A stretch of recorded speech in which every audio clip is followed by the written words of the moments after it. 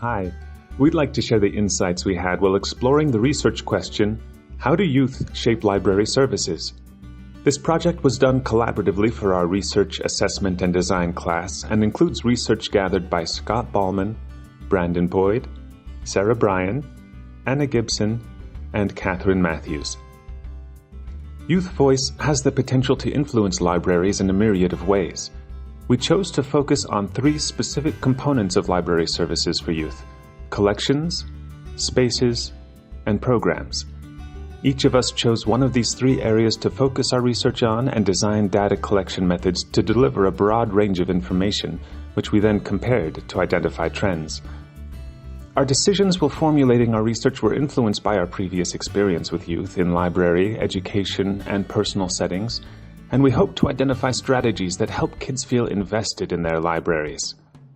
With a shared interest in youth librarianship, our team interact with youth in a variety of ways. Whether through our jobs or raising children, we know that youth have the potential to significantly enhance the way libraries serve their communities. We're biased about that. The more we can learn about how youth are currently shaping library services, the better equipped we can be to connect with them in our library careers and help them contribute to the design of library services. Rather than considering the impact libraries have on children's lives, we wanted to find out what impact they have on the libraries. We interviewed 7 library professionals to ask a wide range of questions about their interaction with the youth they serve and whether they engage youth for their input when designing services. Each of the interviewees was selected because of their connection with a library's collections, spaces, or programs. We also conducted 5 observations in an effort to further understand this area of study and to capture significant examples of youth interacting with the library. We looked closely for clues about how those interactions informed decision-making. Most of the interviews and observations took place in the greater Seattle area, with one interview taking place in Salt Lake City. Additionally, we collected data via 2 online surveys. One survey targeted the Storytime Underground Facebook group for youth service librarians involved in programming nationwide and received 30 responses. The second survey utilized snowball sampling through social media platforms, library resource chats, and direct email to reach public library employees working in youth services, which yielded 118 responses.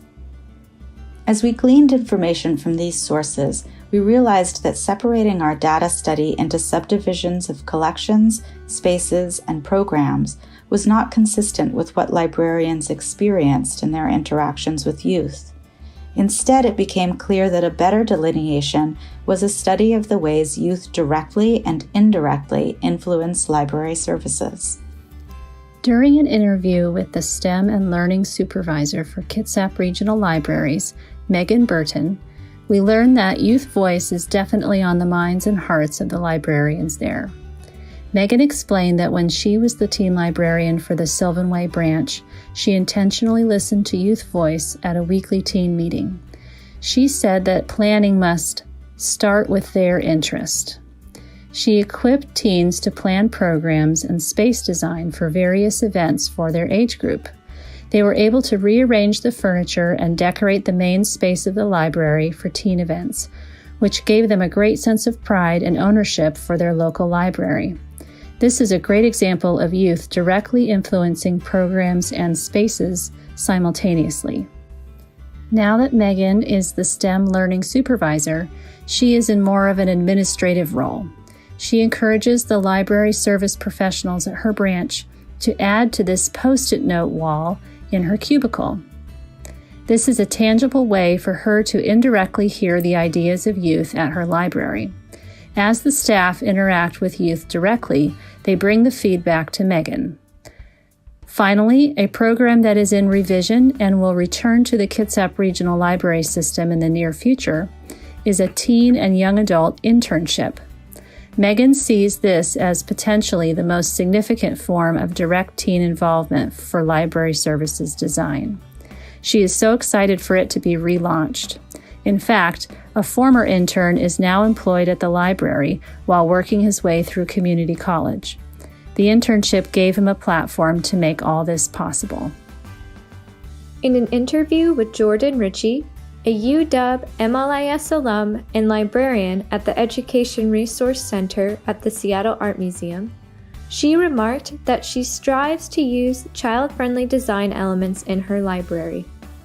These design choices were incorporated within the museum, library, and reading area to create a user-friendly space for children that require smaller accommodations, such as lower bookshelves, tables, and floor cushions. Quote, "I think the low bookshelves are really successful. I think it's really important to give kids the ability to make their own decisions, and they really can't do that when things aren't at their height." Unquote. This library space was specifically designed for children who visit the museum, as this is seen in the various accommodations that were selected to serve young children's needs. Youth indirectly influenced the design here because Ritchie observes how youth use the space to judge success and inform future plans, some of which include purchasing additional floor cushions that she observed to be popular among young users in the reading area. It is notable that the space design here led to greater independence for the youth that came to the library. As we explored collection spaces and programs, we found that they often have interlocking components. It doesn't seem true to the nature of libraries to consider youth voice on programs separate from their influence on the space where the program is held. Our data indicated young children, approximately ages 0 to 7, tend to indirectly influence library services because library service professionals make informed judgments based on observations of child behavior or feedback from their caregivers. Comparatively, library service professionals more often directly seek the ideas of older children, ages 8 to 18, to influence services. Programmers who met with teens at least once a month also showed the highest satisfaction with teen engagement and planning programs. This data was confirmed by participants in the Storytime Underground Facebook group that was surveyed for our research. One notable commonality among datasets was a correlation between direct influence and subsequent youth independence. The trend seems to be that when youth are given a chance to collaborate, they become empowered to engage with library services. For example, the librarian at Enetai Elementary sought direct input from her students when arranging the resources in the library. As a result, she reported that students felt confident and independent in their ability to find books that they would enjoy and no longer needed as much assistance during their short book selection time. An aspect we feel could use more exploration is if there's a difference in direct youth involvement depending on the size of the library system. Our research indicates that librarians in a smaller system tend to have more autonomy to implement youth voice, whereas professionals in a large system may need to navigate through a steeper hierarchy. Also within our research study, our data collection instruments lack direct input from youth. This is due to the regulations regarding youth involvement in research and our limited time frame. In future studies with more time and resources, we'd like to engage younger youth to investigate how they'd like to be included in the process of designing the library resources they enjoy. Research seems to indicate that there is a more active interest in this sort of participation among preteens and teens, but there has been significantly less research on the impact of very young children, preschool to elementary age, on library services. We would be interested to explore that sampling more fully. If you're interested in the way youth impact library services, share your experiences in the comments and check out our complete report through the link below.